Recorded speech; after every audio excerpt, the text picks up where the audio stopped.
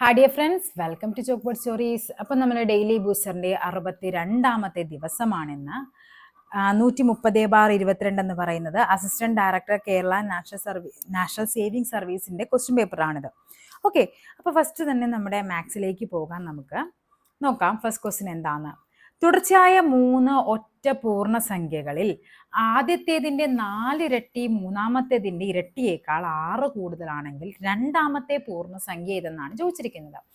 3 പൂർണ്ണസംഖ്യകൾ എന്നാണ് അല്ലേ പറഞ്ഞിരിക്കുന്നത്. അപ്പം നമുക്കറിയാം ഒറ്റ സംഖ്യകളാണെന്നും കൂടി പറഞ്ഞിട്ടുണ്ട്. അപ്പം നമുക്കറിയാം ഒറ്റ സംഖ്യകൾ നമ്മൾ എങ്ങനെയാണ് എടുക്കുന്നത്. ഇത് എക്സ് ആണെങ്കിൽ തൊട്ട് മുമ്പുള്ള നമ്പർ എന്തായിരിക്കും? x-2ഉം അത് കഴിഞ്ഞുള്ള നമ്പർ x+2ഉം ആയിരിക്കും അല്ലേ. അപ്പം ഇതാണ് നമ്മുടെ 3 പൂർണ്ണസംഖ്യകൾ എന്ന് പറയുന്നത്. ഇനി എന്താ നമുക്ക് വേണ്ടത്?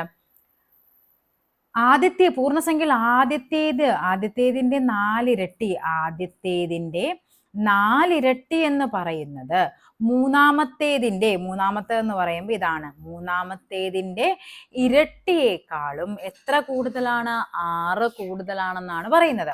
ഓക്കെ ആണല്ലോ. അപ്പൊ ഇത് നമുക്കൊന്ന് ബ്രാക്കറ്റ് ഓപ്പൺ ചെയ്ത് നോക്കാം. ഇവിടെ എന്താണ് വരുന്നത് എന്നുള്ളത്? 4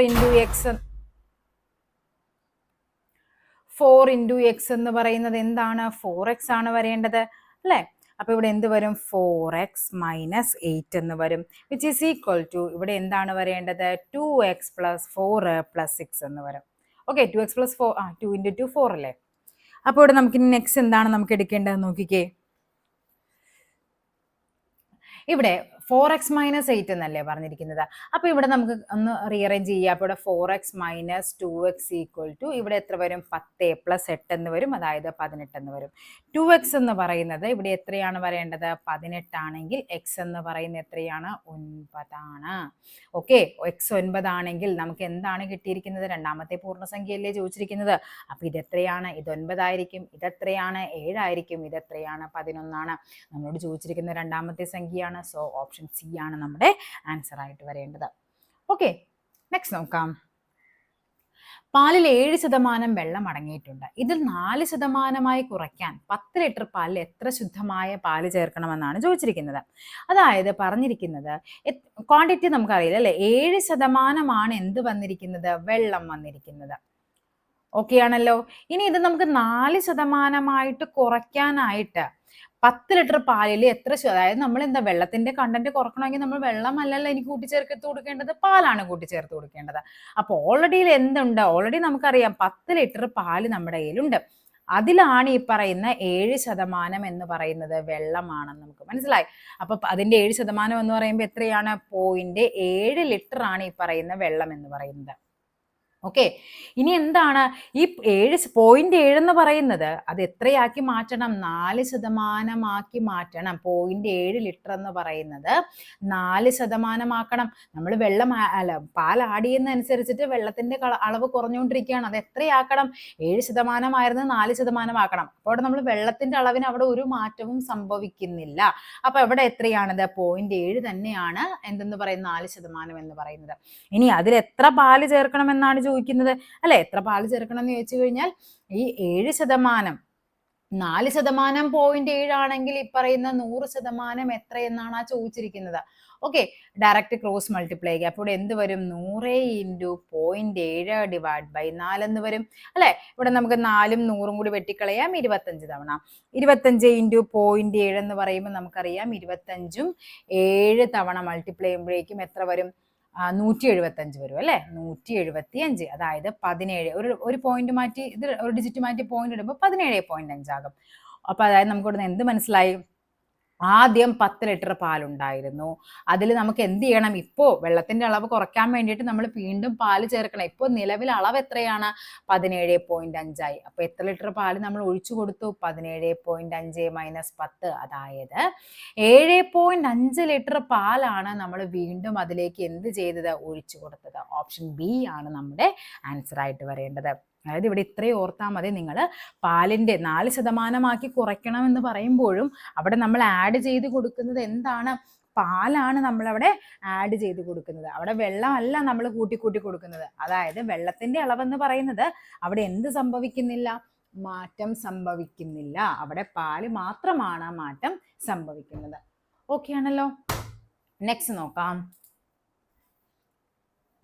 240 രൂപയ്ക്ക് സാധനങ്ങൾ വാങ്ങുകയും, ഓക്കെ, 240 രൂപയ്ക്ക് സാധനങ്ങൾ വാങ്ങി. എന്നിട്ട് എന്താ പറഞ്ഞിരിക്കുന്നത്? അതിൻ്റെ മൂന്നിലൊന്ന് 7% നഷ്ടത്തിന് വിറ്റു. അപ്പൊ 240 രൂപയുടെ 7-1 ആദ്യം കണ്ടുപിടിക്കണം, അല്ല 3-1 ആദ്യം കണ്ടുപിടിക്കണം എന്ന് പറയുന്ന എത്രയാണ്? 80. ഈ 80 രൂപ 3-1 7%. അപ്പൊ ഈ 80 രൂപയുടെ സാധനം 7% നഷ്ടത്തിന് വിറ്റു. അപ്പൊ നമുക്ക് ആദ്യം കണ്ടുപിടിക്കാൻ 80 രൂപയുടെ 7% എന്ന് പറയുമ്പോൾ ഇവിടെ എത്ര വരും? 0 കട്ടായി പോകും. 8 56. അപ്പൊ 5.6 എന്ന് വരും. 5.6 രൂപയാണ് നഷ്ടം സംഭവിച്ചത്. അതായത് 80 രൂപയുടെ സാധനം എത്ര രൂപയ്ക്ക് വിറ്റു? 5.6 കുറയ്ക്കുമ്പോൾ നമുക്ക് കിട്ടും 5.6 കുറയ്ക്കുമ്പോൾ നമുക്ക് കിട്ടുന്നത് 74.4 രൂപയ്ക്കാണ് വിറ്റത്. ഓക്കെ, അപ്പൊ മനസ്സിലായല്ലോ? 80 രൂപയായിരുന്നു സാധനത്തിന്റെ വില. അത് നമ്മൾ വിറ്റപ്പോൾ 7% നഷ്ടം വന്നു. അതായത് 74.4 രൂപയ്ക്ക് നമുക്ക് വിറ്റു. ഇനി നമ്മളോട് പറഞ്ഞിരിക്കുന്നത് എന്താണ്?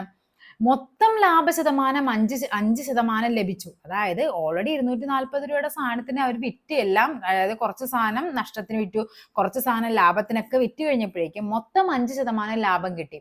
അപ്പൊ ആദ്യം എന്ത് ചെയ്യണം? ഇതിന്റെ 5% കണ്ടുപിടിക്കണം. ഇവിടെ കട്ടായി പോവും. 2 തവണ 2 24 കൂടി 12 തവണ. ഓക്കെ, 12 രൂപയാണ് നമുക്ക് മൊത്തം ഇത് വിറ്റ് കഴിഞ്ഞപ്പോഴേക്കും നമുക്ക് ലാഭം ലഭിച്ചത്. അതായത് 240 രൂപയുടെ സാധനം 262 രൂപയ്ക്കാണ് ഇപ്പൊ മൊത്തം വിറ്റത്. അതിൽ കുറച്ചെന്താ നഷ്ടം വന്നിട്ടുണ്ട്, കുറച്ച് എന്ത് വന്നിട്ടുണ്ട്? ലാഭം വന്നിട്ടുണ്ട്. അങ്ങനെയാണ് മൊത്തം നോക്കിയത്.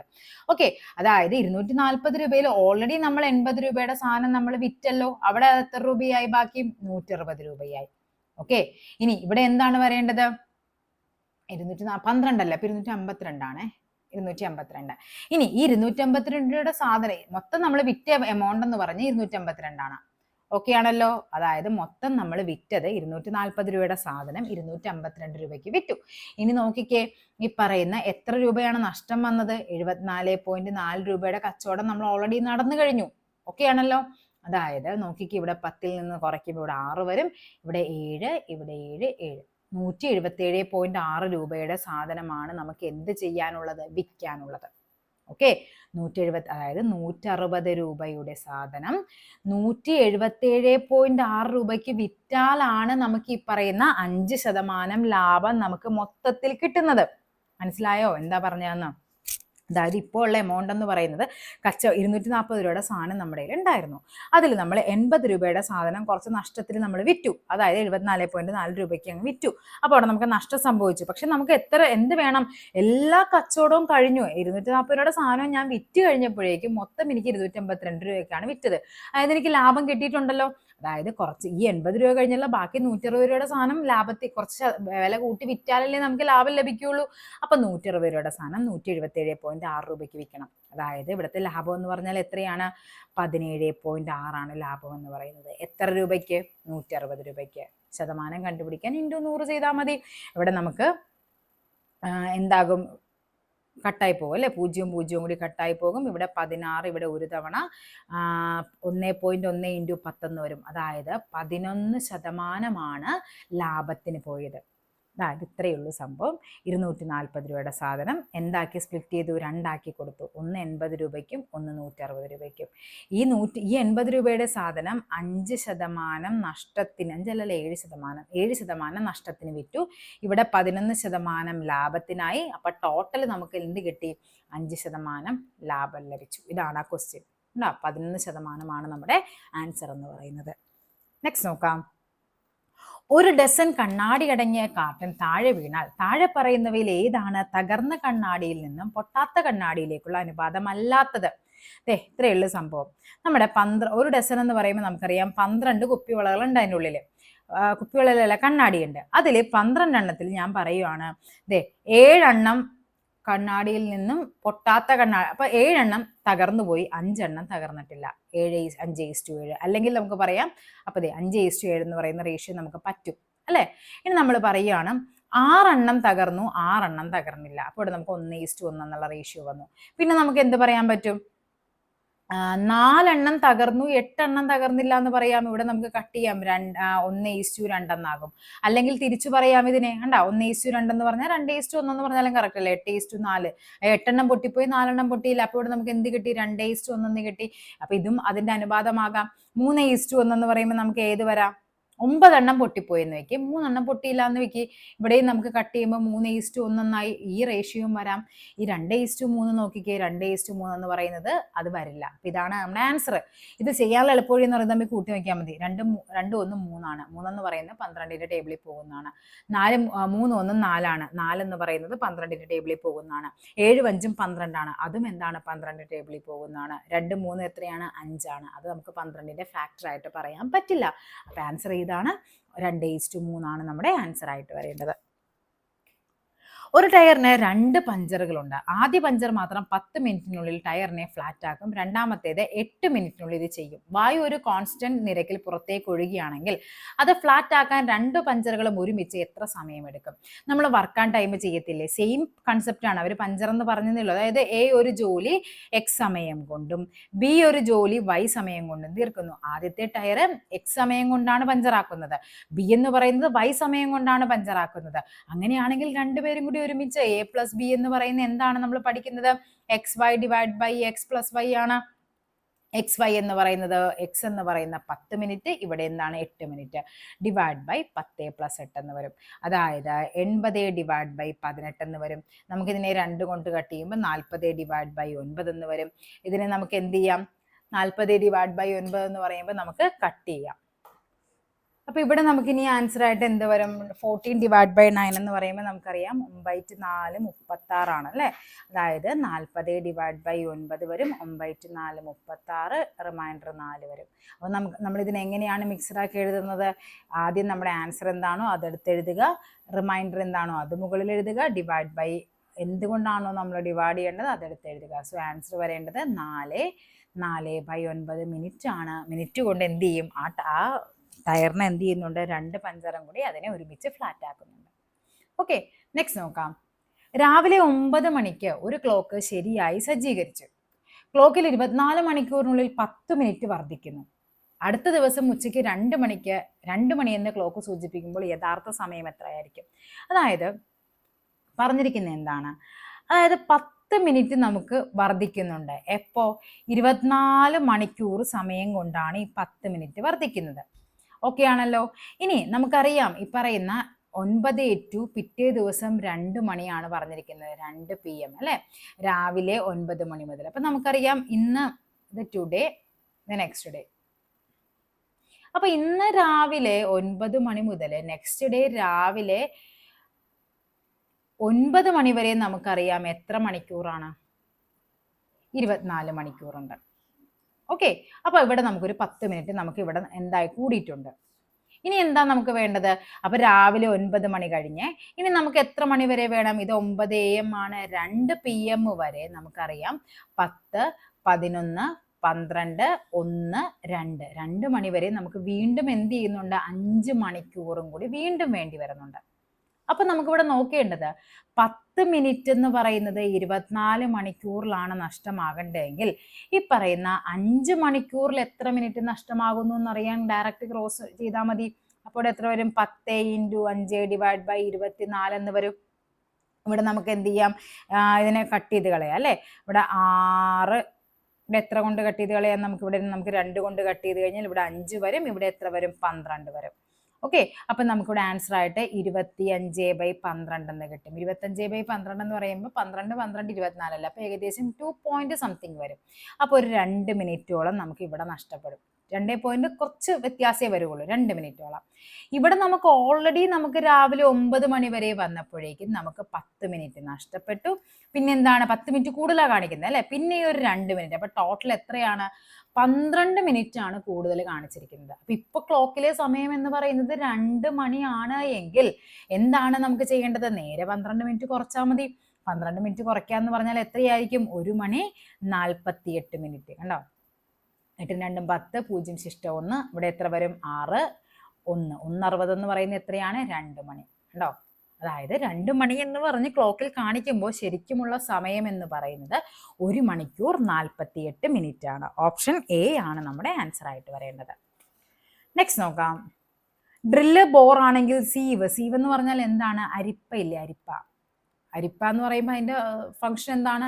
അരിക്കുക എന്നുള്ളതാണ്. അതിനെ പറയുന്ന സ്വിഫ്റ്റ് ആണ്. ശരിക്കും ഇംഗ്ലീഷുമായിട്ട് റിലേറ്റ് ചെയ്ത് ശരിക്കും ഇംഗ്ലീഷിലും ഉണ്ട് ക്വസ്റ്റ്യൻ പേപ്പറിൽ. നമുക്ക് ഡിഗ്രി ലെവൽ മെയിൻസ് ആയതുകൊണ്ട് തന്നെ ഇംഗ്ലീഷിലും ഉണ്ട് ക്വസ്റ്റ്യൻ പേപ്പർ വരുന്നത്. സംഖ്യാശ്രേണിയിലെ തെറ്റായ പദം കണ്ടെത്തുക. നോക്കാം നമുക്ക് ശ്രേണി എങ്ങനെയാണെന്ന്.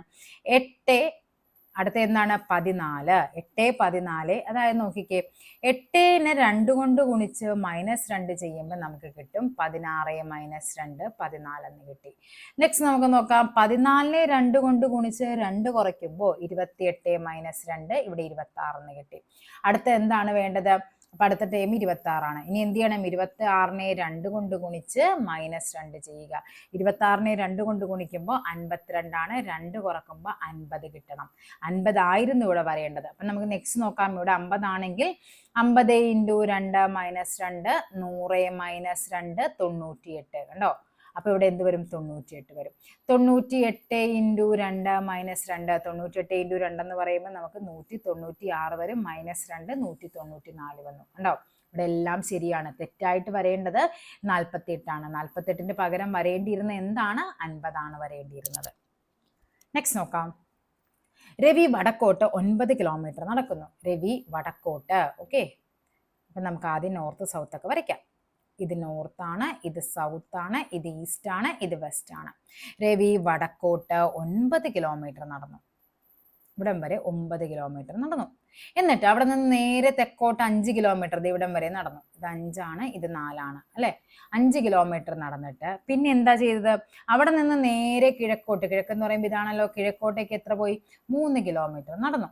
എങ്കിൽ ആരംഭ പോയിന്റുമായി അവൻ ഇപ്പോൾ എത്ര അകലത്തിലാണെന്നാണ് ചോദിച്ചിരിക്കുന്നത്. ഈ ലെങ്ത് എത്രയെന്നാണ് നമ്മളോട് ചോദിച്ചിരിക്കുന്നത്. ഇത് 3ഉം ഇത് 4ഉം ആണെങ്കിൽ ഇത് ഒബ്വിയസ്ലി എന്തായിരിക്കും? ഇത് 5 ആണ്. ഓക്കെ, അത് നമ്മൾ പഠിക്കുന്നുണ്ട്, പൈതഗോറിയൻ ട്രിപ്ലെറ്റ്സ് എന്നും പറഞ്ഞിട്ട്.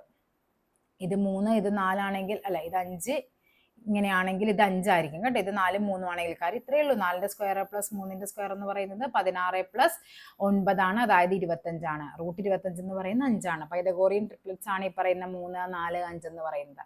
ഇവിടെ ഒരു പൈതഗോറസ് തിയറം, ഒരു മട്ടത്രികോണം തന്നിട്ട് 2 സൈഡ് തന്നു. ഇവിടെ 5 ഇവിടെ 4 തന്നാൽ ഇവിടെ 3 ആയിരിക്കും. ഇവിടെ 5 ഇവിടെ 3 തന്നാൽ ഇവിടെ 4 ആയിരിക്കും. അതിങ്ങനെ ഒരു പെയർ ആയിരിക്കും എപ്പോഴും. അപ്പൊ നമുക്ക് മനസ്സിലായി 5 ആണെന്ന് മനസ്സിലായി. സോ ഇത് രണ്ടും അങ്ങ് വെട്ടിയതോ. ഇനി എന്താണ്? 5 ദിശയും കൂടി പറഞ്ഞിട്ടുണ്ട് അല്ലെ. എവിടെയാണിത്?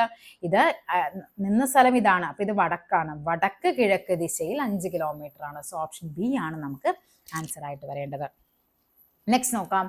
2005 മാർച്ച് 10. 2005 മാർച്ച് 10 എന്ന് പറയുന്നത് വെള്ളിയാണെങ്കിൽ 2004 മാർച്ച് 10 എത്രയെന്നാ ചോദിച്ചിരിക്കുന്നത് അല്ലെ. ഇവിടെ 2004 എന്ന് പറയുന്ന ഒരു ലീപ്പ് ഇയർ ആണ്. പക്ഷെ നമുക്ക് വേണ്ടത് എന്താണ്? മാർച്ച് 10 മുതൽ അടുത്ത മാർച്ച് 10 വരെയാണ്. അതായത് ഇവിടെ ഈ ഫെബ്രുവരി എന്ന് പറയുന്ന സംഭവം അവിടെ ഉൾക്കൊണ്ടിട്ടില്ല. സോ നമുക്ക് ഇവിടെ എന്താണോ ഡേറ്റ് വരേണ്ടത് അത് +1 ആണ്. ഈ പറയുന്ന അല്ലെ, നമ്മൾ തൊട്ടടുത്ത വർഷത്തിൽ അതേ ദിവസം കണ്ടുപിടിക്കാൻ +1 ചെയ്താൽ മതി. ലീപ്പ് ഇയർ ആണെങ്കിൽ എന്ത് ചെയ്യണം? +2 ചെയ്യണം. അപ്പൊ ഇവിടെ ലീപ്പ് ഇയർ ആണെങ്കിൽ പോലും നമ്മൾ ഈ പറയുന്ന മാർച്ച് 10 തൊട്ട് അടുത്ത മാർച്ച് 10 വരെയാണ്. അവിടെ നമ്മൾ ഈ പറയുന്ന ഫെബ്രുവരി 29 എന്ന് പറയുന്ന ദിവസത്തെ നമ്മൾ അവിടെ എന്ത് ചെയ്യുന്നില്ല? ഇൻക്ലൂഡ് ചെയ്യുന്നില്ല. സോ സ്വാഭാവികമായിട്ടും അവിടെ എന്ത് ചെയ്താൽ മതി? അപ്പൊ ഇത് വെള്ളിയാണ്. അതായത് ഈ ദിവസം എന്താണോ അതിനോട് 1 കൂട്ടുമ്പോഴാണ് ഈ വെള്ളി കിട്ടുന്നത്. അതായത് വെള്ളിയിൽ നിന്ന് 1 കുറച്ചാൽ പോരെ ഇവിടെ കിട്ടാനായിട്ട്. അതായത് വ്യാഴാഴ്ചയാണ് 2004 മാർച്ച് 10 എന്ന് പറയുന്നത്. ഓക്കെ, നെക്സ്റ്റ് നോക്കാം. What is the antonym of the word Nadir? Nadir എന്ന് പറയുമ്പോൾ എന്താണ്? ഈ ഉന്നതിയിൽ എത്തുക എന്നൊക്കെ പറയത്തില്ല, അതിനെയാണ് നമ്മൾ പറയുന്നത് കേട്ടോ. അപ്പൊ അതിന്റെ ഓപ്പോസിറ്റ് എന്തായിരിക്കും വേണ്ടത്? ഉണ്ടോ? ഈ നാദിർ എന്ന് പറഞ്ഞാൽ നേരെ തിരിച്ചാണ്. സിനീത്താണ് കേട്ടോ അതിന്റെ ഓപ്പോസിറ്റ്. നാദിർ എന്ന് പറയുമ്പോൾ എന്താണ്? അധപ്പതനമാണ്. അധപ്പതനം, താഴ്ന്നു പോകുക എന്നൊക്കെ. അപ്പൊ എന്തായിരിക്കും സിനീത്ത് എന്ന് പറയുന്നത്? മൂർധന്യം, പരമോന്നത എന്നൊക്കെ പറയത്തില്ല, അതിനെയാണ് നമ്മൾ സിനീത്ത് എന്ന് പറയുന്നത്. ഓക്കെ, നെക്സ്റ്റ് എന്താണ് നോക്കാം.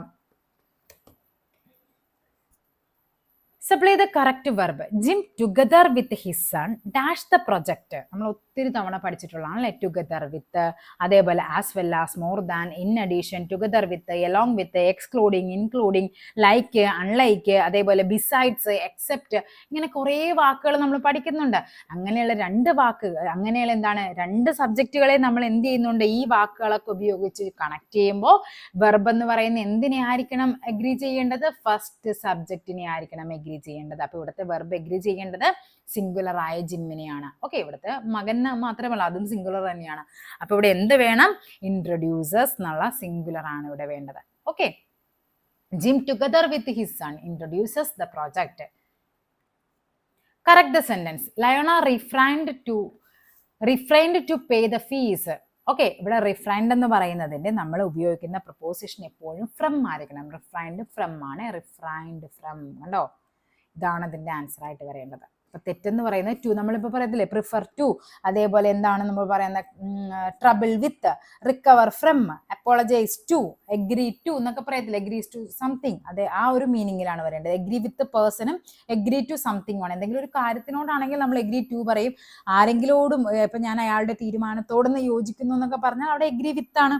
ഓക്കെ, അപ്പൊ അങ്ങനെയുള്ള കുറേ വാക്കുകൾ നമ്മൾ പഠിക്കുന്നുണ്ട്. എങ്ങനെയൊക്കെയാണ് ഇപ്പൊ നമ്മൾ ഒരെണ്ണം പഠിച്ചു വെച്ചു, റിഫ്രൈൻഡ് കഴിഞ്ഞു കഴിഞ്ഞാൽ അവിടെ എന്താണ് വരേണ്ടത്, ഫ്രം ആണ് വരേണ്ടത്. ഓക്കെ, അതേപോലെ റിജോയ്സ്ഡ് വന്നു കഴിഞ്ഞാൽ എന്താണ് വരേണ്ടത്, റിജോയ്സ്ഡ് അറ്റ് ആണ് വരേണ്ടത്. ക്രേവിങ് അല്ലെ, ക്രേവിങ് എന്തിനോടുള്ള ക്രേവിങ്, ക്രേവിങ് ഫോർ ആണ് നമ്മൾ പറയുന്നത്, ക്രേവിങ് ഫോർ. പിന്നെ നമുക്ക് എന്ത് പറയാം, ബിസി കഴിഞ്ഞു കഴിഞ്ഞാൽ വരേണ്ടത് എന്താണ്, ബിസി വിത്ത് ആണ് നമ്മൾ നോർമലി യൂസ് ചെയ്യുന്നത്. അതേപോലെ ട്രബിൾ കഴിഞ്ഞാൽ എന്താണ്, വിത്ത് ആണ് യൂസ് ചെയ്യേണ്ടത്. ഓക്കെ, നെക്സ്റ്റ് നോക്കാം. fill in the blank space with a question tag ആണ്. നോബഡി എന്ന് പറയുമ്പോൾ ഇത് നെഗറ്റീവ് ആണെന്ന് മനസ്സിലായി. ടാഗ് എന്തായിരിക്കണം, പോസിറ്റീവ് ആയിരിക്കണം. സോ ഇത് രണ്ടും എന്ത് ചെയ്യുക, കട്ട് ചെയ്ത് കളയുക. ഡു ദേ ആണോ ഡിഡ് ദേ ആണോ നോക്കുക.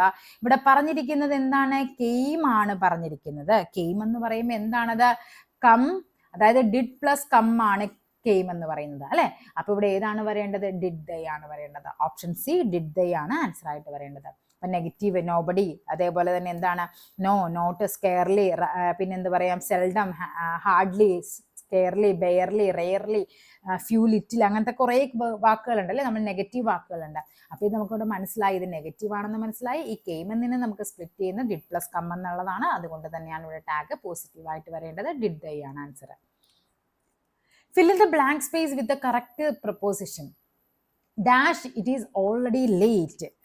അപ്പൊ ഇവിടെ എന്താണ് വരേണ്ടത്, ബിസൈഡ്സ് എന്നാണ്. ബിസൈഡ്സ് എന്ന് പറയുമ്പോൾ എന്താണ് മീനിങ്, ബിസൈഡ്സ് എന്ന് പറയുന്നത് കൂടാതെ എന്താണ്, അത് ഓൾറെഡി ലേറ്റും കൂടിയാണ് നമ്മൾ പറയത്തില്ലേ.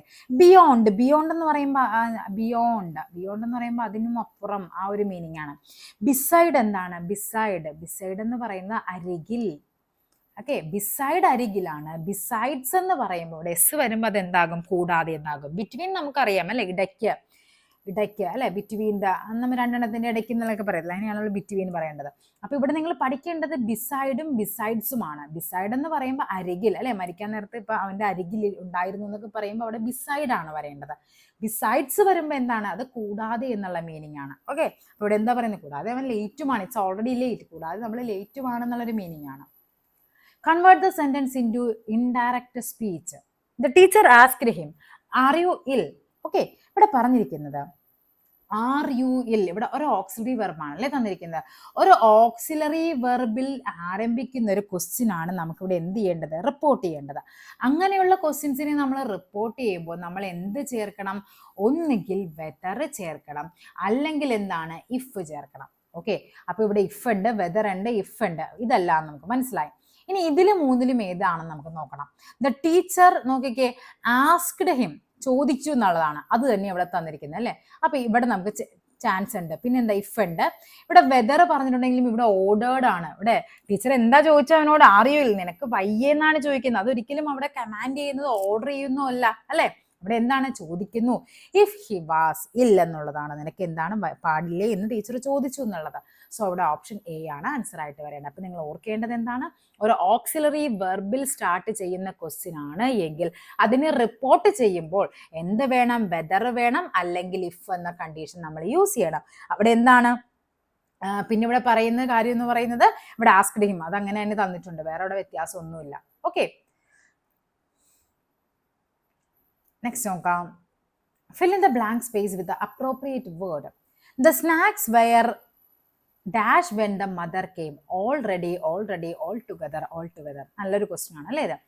ഓൾറെഡി, ഇതാണ് answer. The snacks were already when the mother came. എല്ലാം സെറ്റ് ആണെന്ന് പറയത്തില്ലേ, എല്ലാം തയ്യാറാണ്. ഓൾ റെഡി, അതാണ്, രണ്ടും രണ്ടാണ്. എല്ലാം റെഡിയാണ്, അമ്മ വന്നപ്പോഴേക്കും സ്നാക്സ് എല്ലാം റെഡി ആണെന്നുള്ളതാണ്. അപ്പൊ എന്താണ് ഈ ഓൾറെഡി, ഇതിന്റെ ഒരുമിച്ച് എഴുതുമ്പോൾ ഇതിന്റെ മീനിങ് എന്താണ്, ഒരു എല്ലേ ഉള്ളൂ കേട്ടോ ഇവിടെ.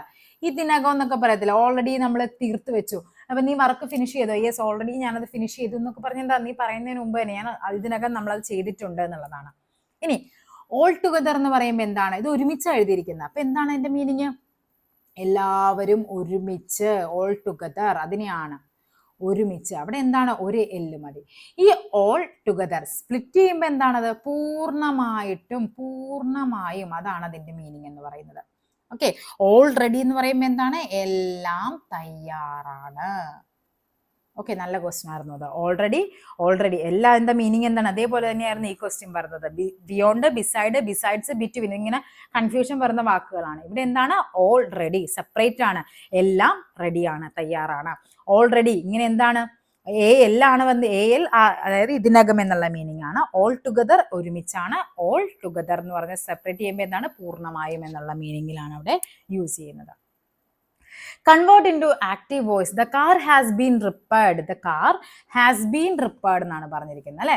ഇവിടെ നമുക്ക് തന്നിരിക്കുന്നത് ആക്റ്റീവ് വോയിസിൽ നിന്ന് നമുക്ക് തന്നിരിക്കുന്നത് എന്താണ്, ആക്റ്റീവ് വോയിസിലേക്കാണല്ലേ നമുക്ക് മാറ്റേണ്ടത്. അപ്പൊ ഇവിടെ തന്നിരിക്കുന്നത്, ഇവിടെ ഒബ്ജക്റ്റ് അല്ലെ, ദ കാർ, ഇവിടെ എന്താണ്, ഹാസ് അല്ലെങ്കിൽ ഹാവ് ബീൻ റിപ്പയർഡ് എന്നുള്ള ഫോമിലാണ് തന്നിരിക്കുന്നത്, അതായത് V3 ഫോം ആണ് തന്നിരിക്കുന്നത്. ഇതിനെ നമുക്ക് ആക്റ്റീവ് വോയിസിലേക്ക് മാറ്റുമ്പോൾ നമുക്ക് എന്ത് വേണം, സബ്ജക്റ്റ് വേണം. അതായത് ഇവിടെ എന്ത് വേണം, സംവൺ. അവിടെ എന്ത് വേണം, ഹാസ് അല്ലെങ്കിൽ ഹാവ് നമ്മൾ യൂസ് ചെയ്യണം. സബ്ജക്റ്റ് വേണം, ഹാസ് ഓർ ഹാവ് വേണം, പിന്നെന്താണ്, V3 ഫോം വേണം, ഒബ്ജക്റ്റ് വേണം. ഇതാണ് അതിന്റെ തിരിച്ചുള്ള ഫോർമാറ്റ് എന്ന് പറയുന്നത് ആക്റ്റീവ് വോയിസിലേക്ക് മാറ്റുമ്പോഴേക്കും. അപ്പോൾ ഇവിടെ എന്ത് വേണം, സംവൺ. ഓക്കെ, ഹാസ് അല്ലെങ്കിൽ ഹാവ് വേണം അല്ലെ. ഇവിടെ someone has repaired the car, അല്ലെങ്കിൽ ഇവിടെ ഹാവ് റിപ്പയർഡ് ദ കാർ അല്ലേ പറഞ്ഞിരിക്കുന്നത്. അപ്പൊ ഇവിടുത്തെ ആൻസർ ആയിട്ട് വരേണ്ടത്, ഇവിടെ ഹാസ് അല്ലേ പറഞ്ഞിരിക്കുന്നത്, ഹാസ് ബീൻ അല്ലേ. അപ്പൊ ഇവിടെ എന്തായിരിക്കണം, ഹാസ് തന്നെ ആയിരിക്കണം വേണ്ടത്. Someone has repaired the car, ഇവിടെ ഹാവ് ആയിരുന്നെങ്കിൽ ഇത് വന്നേനെ ആൻസർ. അപ്പൊ എന്താ വരേണ്ടത്, someone has repaired the car, തിരിച്ചാണ് ആക്റ്റീവ് വോയിസിലേക്ക് മാറ്റുമ്പോഴേക്കും. ഓക്കെ, നെക്സ്റ്റ് നോക്കാം. Supply the right idiom. Sam dash for the fancy number. ഇവിടെ എന്താണ് വരേണ്ടത്, പെയ്ഡ് ത്രൂ ദ നോസ് എന്ന് പറയും. പെയ്ഡ് ത്രൂ ദ നോസ് എന്ന് പറഞ്ഞാൽ എന്താണ് അതിന്റെ മീനിങ് അല്ലെ. ഒരു നോർമൽ പ്രൈസിനേക്കാൾ ഒത്തിരി നമ്മൾ എമൗണ്ട് ഒക്കെ ചിലവാക്കി എന്ന് പറയത്തില്ലേ, അതിനെയാണ് പേ മച്ച് മോർ, അതിനെയാണ് നമ്മൾ പെയ്ഡ് ത്രൂ ദ നോസ് എന്ന് പറയുന്നത്. അതായത് Sam paid through the nose for the fancy number. ആ ഒരു ഫാൻസി നമ്പർ കിട്ടാനായിട്ട് അവൻ എന്ത് ചെയ്തു, ഒരു നോർമൽ എമൗണ്ടിനേക്കാൾ വളരെയധികം എമൗണ്ട് അവൻ അതിനു വേണ്ടി സ്പെൻഡ് ചെയ്തു എന്നുള്ള മീനിങ് ആണത്. Okay, got a finger in every pie എന്ന് പറയുമ്പോൾ എന്താണ്, to have an interest or share in something. Made quite a bit of headway. ഇതിനെല്ലാത്തിനെ നിങ്ങളൊന്ന് പഠിക്കണേ. Had an axe to grind എന്ന് പറയുന്നത് സെൽഫിഷ് മോട്ടീവ് ആണ്. അതേപോലെ പെയ്ഡ് ത്രൂ ദ നോസ് എന്ന് പറയുന്നത് നമ്മളിപ്പോൾ പറഞ്ഞു. പിന്നെ എന്താണ്, made quite a bit headway എന്ന് പറയുന്നത് എന്താണ്, മേക്ക് പ്രോഗ്രസ്. മേക്ക് പ്രോഗ്രസ്, പുരോഗതി ഉണ്ടാകുക എന്നുള്ള മീനിങ് ആണ്. Got a finger in every pie എന്ന് പറഞ്ഞാൽ എന്താണ്, to have an interest or share something. നമ്മളെല്ലാം അല്ലെ, got a finger in every pie, എല്ലാ പീസിലും നമ്മൾ നമ്മുടെ കൈ എത്തി, ആ ഒരു മീനിങ് ഇല്ലേ, നമ്മൾ എല്ലാവരും ഇൻട്രസ്റ്റ് കാണിക്കുക അല്ലെങ്കിൽ എല്ലാം ഷെയർ ചെയ്യുക എന്നുള്ള ഒരു മീനിങ്ങിലാണ്. Made quite a bit headway എന്താണ്, മേക്ക് പ്രോഗ്രസ് ആണ്. ഇതൊന്ന് പഠിച്ചു വെക്കണേ. പെയ്ഡ് ത്രൂ ദ നോസ് എന്ന് പറഞ്ഞാൽ എന്താണ്, നമ്മൾ ആ ഒരു എമൗണ്ടിനേക്കാൾ കൂടുതൽ എമൗണ്ട് നമ്മൾ സ്പെൻഡ് ചെയ്തു എന്നുള്ള മീനിങ്ങിലാണ്. fill in the blank space with the apt phrasal verb. നോക്കാം നമുക്ക്. Is anybody willing to dash the task? Is anybody willing to dash the task? എന്താണ് നോക്കിക്കേ. ടേക്ക് ഓൺ ആണ് വേണ്ടത്. ടേക്ക് ഓൺ എന്ന് പറഞ്ഞാൽ എന്താണ്? നമ്മൾ എന്താ അതിനെ അണ്ടർടേക്ക് ചെയ്യാന്ന് പറയത്തില്ലേ, നമ്മൾ അതിനെ ഏറ്റെടുക്കുക. Is anybody willing to take on the task? നീ ആ ടാസ്ക്, ആരെങ്കിലും ആ ടാസ്ക് ഏറ്റെടുക്കാൻ വില്ലിംഗ് ആണോ, തയ്യാറാണോ എന്നാണ് ആ ചോദിക്കുന്നത്. അപ്പോൾ ടേക്ക് ഓൺ ആണ് വരേണ്ടത്. ഓക്കെ, ടേക്ക് ഓഫ് എന്ന് പറഞ്ഞാൽ എന്താണ്? നമുക്കറിയാം ഫ്ലൈറ്റ്, ഒന്നുകിൽ അങ്ങനെ പറയാം, ആ ഒരു മീനിങ്ങിൽ പറയാം. ഫ്ലൈറ്റ് ഒക്കെ എന്താണ്? ആ ഒരു ഗ്രൗണ്ടിൽ നിന്ന് ടേക്ക് ഓഫ് ചെയ്തു, നമ്മൾ എന്താ പറക്കാനായി തയ്യാറെടുത്ത് ഗ്രൗണ്ടിൽ നിന്ന് പുറപ്പെട്ടു എന്നുള്ള മീനിങ് ആണ്. പിന്നെ എന്താ പറയാ, നമുക്ക് ഒന്നെങ്കിൽ റിമൂവ് സംതിങ്, എന്തെങ്കിലും മാറ്റുന്നതിനെ നമുക്ക് ടേക്ക് ഓഫ് എന്ന് പറയാം. പിന്നെ ടേക്ക് ഫോർ എന്ന് പറയുമ്പോൾ എന്താണ്? ടേക്ക് ഫോർ എന്ന് പറയുന്നത് കൺസിഡർ ആണ്, പരിഗണിക്കുക എന്നുള്ള മീനിങ്ങിലാണ്. ടേക്ക് ഇൻ എന്ന് പറയുന്നത് ഡിസീവ് ആണ്, ഡിസീവ്. ഓക്കെ, ടേക്ക് ഓൺ പറഞ്ഞു, ടേക്ക് ഓഫ് പറഞ്ഞു, ടേക്ക് ഓൺ. നെക്സ്റ്റ് നോക്കാം. നെക്സ്റ്റ് നമ്മുടെ മലയാളമാണ്. അർത്ഥം കൊണ്ട് വേറിട്ട് നിൽക്കുന്ന പദം. ആക്ഷേപം, പരിഭവം, നിന്ദനം, പരിഭവം, പരിവാദം. ഇവിടെ ഏതാണ്? ഓപ്ഷൻ ബി, ഓപ്ഷൻ സി പരിഭവമാണ്. അതായത് ഈ പറയുന്ന ആക്ഷേപം, അതേപോലെ നിന്ദനം, പരിവാദം എല്ലാം ഈ അപവാദത്തിനെ പറയുന്നതാണ്. അപവാദം, ആക്ഷേപം അല്ലെ, അപവാദമാണ്. നിന്ദനം, പരിവാദം എന്നൊക്കെ പറഞ്ഞാൽ, പരിഭവം എന്ന് പറഞ്ഞാൽ നമുക്കറിയില്ലേ, സങ്കടം പറയുക, പരിഭവം പറയുക എന്നുള്ള ഒരു മീനിങ്ങിലാണ്. ദൃഢം, ദൃഢം ഓപ്പോസിറ്റ് എന്താണ്? ശിഥിലമാണ്. നമ്മൾ ഒത്തിരി തവണ പറഞ്ഞിട്ടുണ്ട് അല്ലെ. ലഘു, ലഘുവിന്റെ ഓപ്പോസിറ്റ് എന്താണ്? ലഘു ആണെങ്കിൽ അത് ഗുരു എന്ന് പറയും, ഗുരു. അതേപോലെ ലളിതമാണെങ്കിൽ കഠിനം പറയും. ലളിതം ഓപ്പോസിറ്റ് എന്താണ്? കഠിനം. ഓക്കെ, അതേപോലെ പരുഷമാണെങ്കിൽ, പരുഷം ഓപ്പോസിറ്റ് ആണ് മൃദുലം എന്ന് പറയുന്നത്. ഉച്ചമാണെങ്കിൽ ഓപ്പോസിറ്റ് നീചം പറയും. പിന്നെ നമ്മൾ കുറെ അണിയം, അമരം പഠിച്ചിട്ടുണ്ട്, അഗ്രജൻ, അഗ്രജം പഠിച്ചിട്ടുണ്ട്. നമ്മൾ കുറേ മീനിങ്സ്, വിപരീതങ്ങൾ നമ്മൾ പഠിക്കുന്നുണ്ട്. അതെല്ലാം നിങ്ങൾ എഴുതി വെക്കാനൊക്കെ ഞാൻ ഫസ്റ്റ് ക്ലാസ് തൊട്ട് പറയുന്നതാണ്. ഓക്കെ, ഇതൊക്കെ ഇങ്ങനെ ഒരുമിച്ച് ആയിക്കഴിഞ്ഞാൽ നിങ്ങൾക്ക് പഠിക്കാൻ ഇത്രയും കൂടി എളുപ്പം ഉണ്ടായിരിക്കും. വിറ്റു എന്ന പദം പിരിച്ചെഴുതുന്നത് ഒത്തിരി തവണ പറഞ്ഞാണ്. വില് പ്ലസ് തൂ ആണ് എന്ത്? വിറ്റു എന്ന് പറയുന്നത്. വില് പ്ലസ് തൂ ആണ് വിറ്റു. വെറുതെ പീഡിപ്പിക്കുക എന്നതിന് സമാനമായ ശൈലിയാണ് എന്ത്? ഉമ്മാക്കി കാട്ടുക. അവൻ ഉമ്മാക്കി കാട്ടുവാണെന്ന് പറയത്തില്ല, വെറുതെ ഇതാക്കുക. ഇലയിട്ട് ചവിട്ടുക എന്ന് പറഞ്ഞാൽ എന്താണ്? നമ്മൾ അറിഞ്ഞുകൊണ്ട് തെറ്റ് ചെയ്യില്ല, അതിനെയാണ് നമ്മൾ ഇലയിട്ട് ചവിട്ടുക എന്ന് പറയുന്നത്. ഇരുട്ടടി, ഇരുട്ടടി എന്താണ്? അപ്രതീക്ഷിതമായിട്ട് നമ്മൾ ഉപദ്രവിക്കുന്നതിന് ഇരുട്ടടി. അവൻ ഇരുട്ടടി നേരിട്ടു അല്ലെ, അതൊരു ഇരുട്ടടിയായിരുന്നു, നമ്മൾ ഒട്ടും പ്രതീക്ഷിക്കാത്തൊരു കാര്യമായിരുന്നു എന്ന് പറയും. ഒന്നും രണ്ടും പറയുക എന്ന് പറഞ്ഞാൽ എന്താണ്? നമ്മൾ അങ്ങോട്ടും ഇങ്ങോട്ടും വഴക്കിടുക, വാഗ്വാദം ചെയ്യുക, വഴക്കിടുക എന്നുള്ള മീനിങ് ആണ്. താഴെ കൊടുത്തിരിക്കുന്നതിൽ നപുംസക ലിംഗം അല്ലാത്തത്. കുളം, കാട്, കവിൽ, കാള. കാള എന്ന് പറയുമ്പോൾ നമുക്കറിയാം അതൊരു അല്ലെ, അതായത് പശുക്കളും പെണ്ണുങ്ങളാണെങ്കിൽ പശു എന്ന് പറയും, മറ്റേതിനെ കാള എന്ന് പറയും. അപ്പൊ ഇവിടെ ഏതാണ്? കാള എന്ന് പറയുന്നത് എന്താണ്? ഒരു പുല്ലിംഗമാണ്. കാളയാണ്. നപുംസക ലിംഗം അല്ലാത്ത ചോദിച്ചാൽ അത് കാളയാണ്. നപുംസക ലിംഗം എന്ന് പറഞ്ഞാൽ എന്താണ്? സ്ത്രീയും പുരുഷനും വ്യത്യാസമൊന്നും ഇല്ലാത്തതിനാണ് നമ്മൾ നപുംസകം എന്ന് പറയുന്നത്. ജാമാതാവ്. ആരാണ് ജാമാതാവ് എന്ന് പറയുന്നത്? മകളുടെ ഭർത്താവാണ് ജാമാതാവ് എന്ന് പറയുന്നത്. മകന്റെ ഭാര്യയെ പറയുന്ന പേരെന്താണ്? അത് സ്നുഷയാണ്. ജാമാതാവിന്റെ സ്ത്രീലിംഗ പദമാണ് സ്നുഷ എന്ന് പറയുന്നത്. ഭർത്താവിന്റെയോ ഭാര്യയുടെയോ അമ്മയായിക്കോട്ടെ, അവരെ പറയുന്ന പേര് സ്വസ്രു എന്നാണ്. സ്വസ്രു. സഹോദരിയുടെ ഭർത്താവിനെ പറയുന്ന പേര് സ്യാലൻ. സ്യാലൻ, അളിയൻ എന്ന് പറയത്തില്ലേ, സെയിം. സ്യാലൻ, അളിയൻ, അതാണ് മീനിങ് എന്ന് പറയുന്നത്. ശരിയായ പദം എഴുതുക. ഏതാണ് ശരിയായ പദം എന്ന് പറയുന്നത്? വിഡ്ഢിത്തം. ഓപ്ഷൻ സി ആണല്ലേ. എങ്ങനെയാണെന്ന് എഴുതി പഠിക്കുക. ഇതൊക്കെ ഇങ്ങനെ ഒന്ന് എഴുതി തന്നെ പഠിക്കുക. വിഡ്ഢിത്തം. ഓക്കെ, തെറ്റായ വാക്യം. ഓരോ കട തോറും, രണ്ടും വേണ്ട അല്ലെ, രണ്ടും കൂടി അവിടെ പോകണ്ട. ഒന്നുകിൽ ഓരോ കടയും കയറി ഇറങ്ങി, അല്ലെങ്കിൽ കടതോറും കയറി ഇറങ്ങി, അത്രയും മതി. ഓക്കെ, മറന്നുപോയി. ഇതിലെ അടിവരയിട്ട പദം എന്താണ്? മറന്നുപോയി. പോയി എന്ന് പറയുന്നത് ശരിക്കും ഇവിടെ ഒരു അനുപ്രയോഗമാണ്. അനുപ്രയോഗം എന്ന് പറഞ്ഞാൽ എന്താണ്? ഇവിടുത്തെ മറക്കുക എന്ന് പറഞ്ഞ ഒരു ക്രിയയാണ് അല്ലെ, അതിനെ എന്താണ് പരിഷ്കരിക്കാൻ വേണ്ടി കൂട്ടിച്ചേർക്കുന്നതിനെയാണ് നമ്മൾ അനുപ്രയോഗം എന്ന് പറയുന്നത്. അപ്പൊ മറന്നു എന്ന് പറയുന്ന ക്രിയയെ പരിഷ്കരിക്കാൻ വേണ്ടി നമ്മൾ കൂട്ടിച്ചേർത്ത വാക്കാണ് എന്താ? പോയി. അപ്പൊ ഇവിടെ പോയി എന്ന് പറയുന്നത് എന്താണ്? ഒരു അനുപ്രയോഗമാണ്. Where there is a will there is a way. എന്താണ്? വേണമെങ്കിൽ ചക്ക വേരിലും കായ്ക്കും അല്ലെ, അതിനെയാണ് നമ്മൾ where there is a will there is a way എന്ന് പറഞ്ഞാൽ എന്താണ്? വേണമെങ്കിൽ ചക്ക വേരിലും കായ്ക്കും എന്നുള്ളതാണ്. ഓക്കെ, അപ്പൊ നമ്മുടെ 100-ൽ നമ്മുടെ 30 ക്വസ്റ്റ്യൻസും, അതായത് ഡിഗ്രി പ്രിലിംസ് മെയിൻസിന്റെ 100 ക്വസ്റ്റ്യനിൽ 30 ക്വസ്റ്റ്യൻ ആയ ഇംഗ്ലീഷും മലയാളവും മാത്സും കഴിഞ്ഞിട്ടുണ്ട്. അപ്പം നമുക്ക് അടുത്തൊരു ക്ലാസ്സിൽ നമുക്ക് വീണ്ടും കാണാം. Thank you.